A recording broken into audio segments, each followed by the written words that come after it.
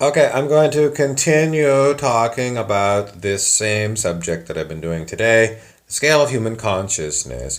And I'm going to move on to the next bit, which is where are the really good sages? So, a sage would be someone that's on the scale of human consciousness, they're calibrating over 221. Okay. No, a sage is not at 221. But what's at 221? Someone who's got courage. So, what is courage all about? Courage is all about, well,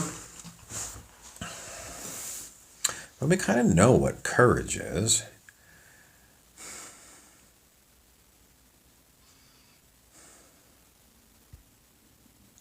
Well, what I normally do if I'm stuck on something like this is I pull out my trusty book by Dr. David R. Hawkins, Transcending the Levels of Consciousness.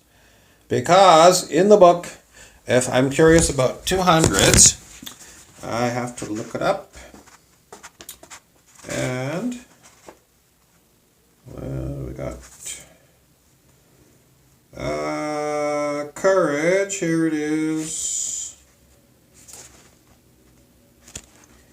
At the level of courage, spiritual energy profoundly alters the experience of self and others. Therefore, it is the level of the onset of empowerment.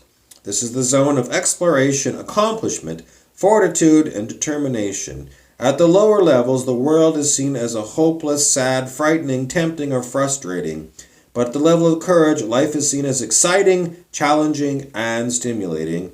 Courage implies the willingness to try new things and to deal with the vicissitudes of life. At this level of empowerment, one is able to cope with and effectively handle the opportunities of life. At level 200, for example, there is the energy to learn new job skills, and growth and education are now attainable goals. There is the capacity to face fears or character defects and to grow despite them, and anxiety does not cripple endeavor as it does at the lower stages of evolution. Obstacles that defeat people whose consciousness level is below 200 act as stimulants to those who have evolved into the first level of true power. People at this level put back into the world as much energy as they take from it. At lower levels, populations as well as individuals drain energy from other individuals in society without reciprocating. Because accomplishment results in positive feedback, self-reward, and self-esteem become progressively self-reinforcing. This is where productivity begins. Crossing over level 200 is the most critical step in the evolution of human consciousness and its concordant quality of both inner and outer life. The development of the capacity to align with a recognized truth rather than personal gain clearly separates truth from falsehood. The decisive choice to make this step is that of accepting responsibility and being accountable for one's decisions or actions. This also indicates a shift from being dominated by primitive emotions, which become attenuated by intelligence and verifiable validity, rather than the self-serving emotionality that results in fallacious and distorted reasoning. Thus, courage represents conquering the fear of loss of gain as well as the replacement by more long-term rewards of truth. Okay, and then it goes on and on. There's more information there. So, what's it got to do with sages? That's not sage, but that's where a heck of a lot more humans, way more, there's very few sages on the planet. That's 6 sages over 700 on the scale of human consciousness at the present time. I don't know where they are, and you don't need to know. They're just here. But if we wanted to look to see what the life at 700 is, I'm going to go back to the book. Give me a moment.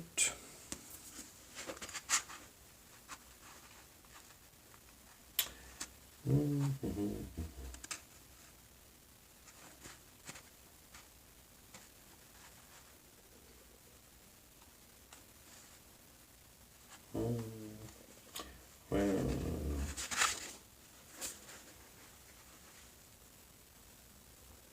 here we are. Please bear with me. Okay. Calibration level 700 to 849. This is the level of sages, the great teachers of Advaita or Vedanta, who described the spiritual realities of self-realization. It is the level of powerful inspiration as these enlightened sages set attractor energy fields in place that influence all of mankind. At this level, there is no longer the experience of an individual personal self, separate from others. Rather, there is an identification of self with consciousness and divinity. Divinity immanent is realized as self beyond mind. This is near the peak of the evolution of consciousness in the human realm.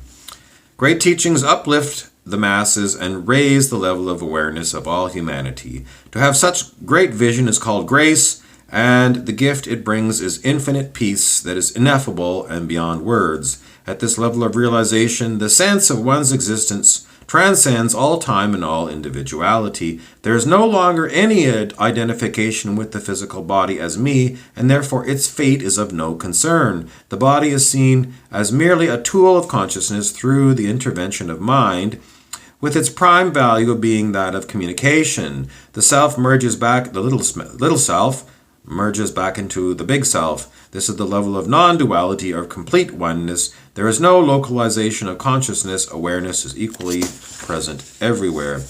Great works of art depicting individuals who have reached the level of enlightenment often show the teacher with specific hand positions called a mudra, wherein the palm of the hand symbolically radiates benediction. This is the act of transmission of this energy field to the consciousness of mankind, which is also depicted by a halo.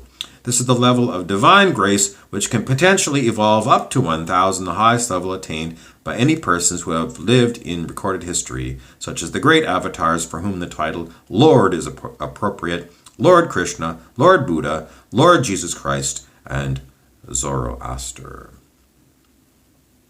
And then it goes on. There's all kinds of more information. Some of the recent sages are Ramana Maharshi, Ramana Maharishi. Patterns in Chaos. Please forgive me. I can't possibly say the guy's name properly. Nisargadatta Maharaj, Sri Aurobindo, Mahatma Gandhi, and Patanjali. Familiar writings at these levels are Zen teachings of Bodhidharma, the Cloud of Unknowing, the Diamond Heart and Lotus Sutras, the Quran, the New Testament without revelations, and the Yoga Sutras of Patanjali, as well as the Rig Veda. And then there's more and more and more and more and more. This was an interesting one.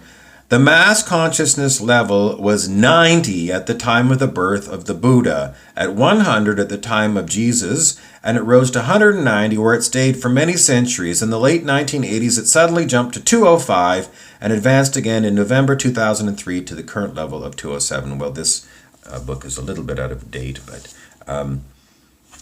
let's go with 207 is where it's at now for the sake of this lecture. So this is the book, Transcending the Levels of Consciousness. It's one of Dr. David R. Hawkins' books. All of his books are good. If you're rich, if like $1,000 means nothing to you at all, you're filthy rich, buy all of his books because you should have them in your library. But if you're, scraping by, then